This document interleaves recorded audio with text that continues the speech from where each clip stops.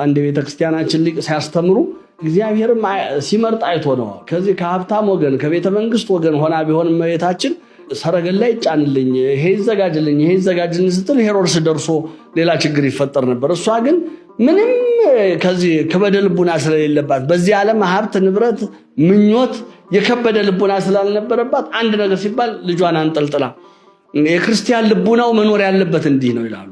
በቃ በዚህ ዓለም ሲኖር ክርስቲያን ይዞት ሊሸሽ ወዴትም ይሄድ ይዞት በልቡናው ይዞት ሰውሮት ሊሸሽ የሚገባ ብቸኛ ሀብቱ ኢየሱስ ክርስቶስ ነው። በሌላ ሀብት በሌላ ንብረት ህይወቱን ማጠላለፍ ህይወቱን ማክበድ አይጠበቅበትም። ክርስቲያን ቀላል ህይወት መኖር አለበት። ሲምፕል ላይፍ።